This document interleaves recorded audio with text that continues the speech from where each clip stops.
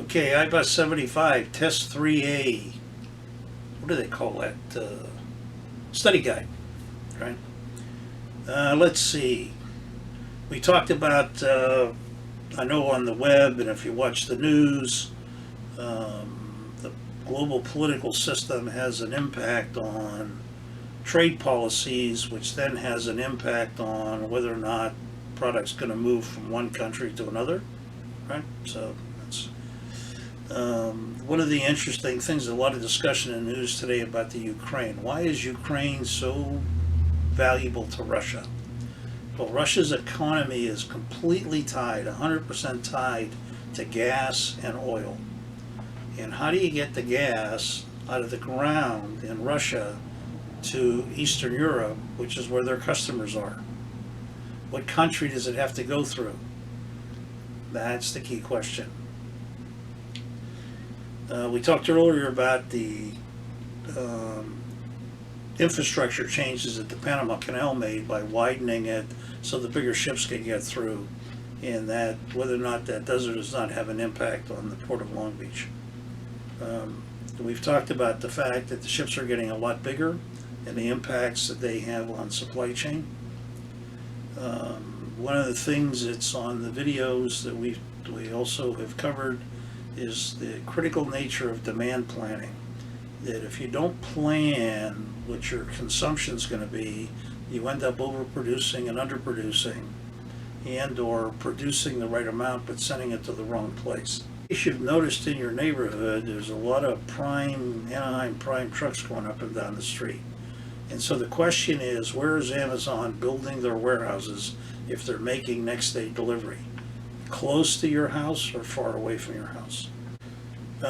One of the things is it's the thing we talk about in marketing called comparative advantage. There's certain places where it's better to do certain things than other places. That's comparative advantage. And the simplest example is if we're picking apples from a tree or we're picking strawberries and we have two people working for us, one that's 7 feet tall and one that's 5 foot tall. Which one would you have pick strawberries? And which one would you have pick apples? And it's the same thing in the international labor market. If you have a high labor content, you're going to want to produce at low skill level, you're going to want to produce it where you have an abundance of low-cost labor. If you have high skill needed, you then have to do it in a place that has high skilled labor. We've talked about the fact that ocean transportation is the primary way that international cargo gets moved. We've talked about the relationship of logistics to supply chain and marketing. A key part of demand planning is projecting what the revenue is going to be. And the revenue really is what are customers going to buy and when are they going to buy it. The most expensive way of moving cargo internationally over oceans is in airplanes. Here's an interesting one. One of the things we do in our face-to-face classes, we teach you how to load a ship, with Legos in a tank of water, so that you can learn how to load the maximum number of containers on a ship without it sinking, because that's really not helpful. And you want to load it to the maximum capacity because you've already paid for the trip. But the question is, how do you do that? Well, here's an interesting thing.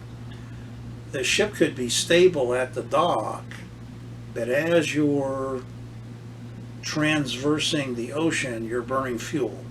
And the fuel tanks are below the waterline typically, which means they're called ballast. They add stability to the ship, and so as you burn that fuel off, right, the ship's center of gravity raises and it becomes less stable. And you would say, well, why don't you just put water in where the oil was? Well, if you did that, you get fired at the end of the trip, because putting salt water in an oil tank causes you to have to steam clean it out, and the owners don't like that. One of the things we talk about is the need for our interns to develop comprehensive technical skills, learning how to use different applications, because it's critical in every business, including the supply chain and logistics business. I think we have a clip in there that we talk about. We treat every one of our interns the same. If we have a full-time employee or we have an intern, we treat them exactly the same. We don't make a difference. We simply, the roles might be different and the amount of time they work might be different, but we treat them the same. Logistics used to be just assets. It used to be just trucks, trains, ships, airplanes, and they operated independently. Today, a key part of logistics is how all of those parts integrate with themselves. We worked on a project here today for one of our other clients where we had 4 of our interns, all with different skill sets, working on exactly the same project. And because we're continually trying to improve, we happen to be working on collecting dues for a member organization. And we're working on continually improving. We've had this ready to go since September, but we just keep working on it to continue to improve it. We brought the client over. We sat here for an hour and a half, made a couple more improvements. Client thinks they have a better product than they did in September. And in January and February, we will continue to try to improve that process. Another very important issue from a business side is when you try to measure operational functions with financial measures, you're often misguided, because looking at a financial or an accounting sheet doesn't really help you with the stability of a ship or your fuel burn off, because the fuel burn off has to do with the direction, your wind, the water temperature, all kinds of things. And back to my example from today, your system design and your business process all starts with the customer's requirements.